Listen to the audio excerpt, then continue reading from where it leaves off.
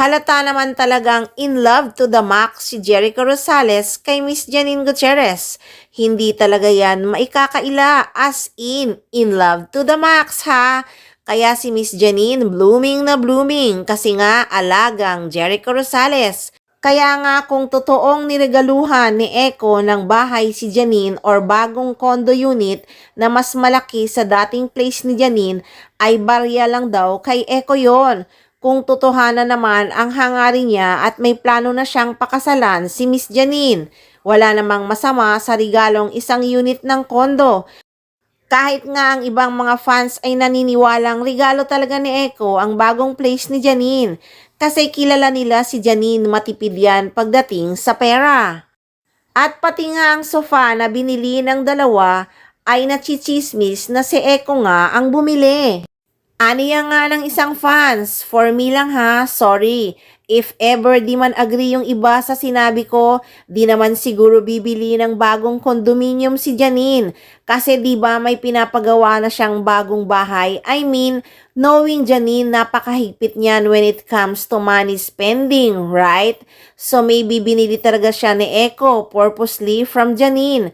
At napapansin ko na lately kay Eco sa Instagram niya, di na siya nagpo-post ng short video sa house niya kapag free time na naka-coffee or kasama niya mga dogs niya. Sorry, opinion ko lang. So maybe kanila talaga ang bagong house. Yes, totoo naman yan. Hindi mag-spend si Janine bumili ng isa pang condo unit dahil may binili na siyang lote noon na napapabalitang pinapagawa nga niya ng bahay. Wala ngang update kung tapos na ba yon o hindi pa. Pero nung New Year, may isang video si Janine na nasa terrace silang lahat. Ang pagkakaalam ng mga fans sa bagong bahay yon ni Miss Janine Gutierrez. Naku guys, di ba walang usok kung walang apoy? Maraming naniniwala na regalo talaga ni Eco ang bagong condo unit ni Janine.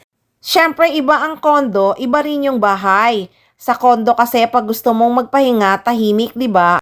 At may chika pa nga na pinagluluto nga daw ni Janine Gutierrez si Jericho Rosales dahil doon daw tumutuloy ang aktor tuwing matatapos ang mga show nito at kung ano-ano pang taping ng aktor. Kaya naman sa vlog ni Miss Janine Gutierrez sa kanyang YouTube channel na nagluto sila ng kapatid niyang si Max ay gusto talaga daw niyang matuto ng mga Filipino food na lulutuin.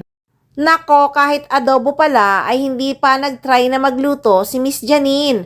Puro friends kasi ang alam niyang lutuin. I've never cooked adobo. Kasi sa cooking school, French yung cuisine.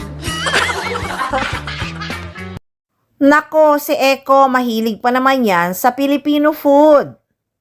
So marami talaga ngayon ang naniniwala na nagsasama na nga ang Econin. Ibang level na kasi na security ang binibigay ni Eco kay Miss Janine Gutierrez.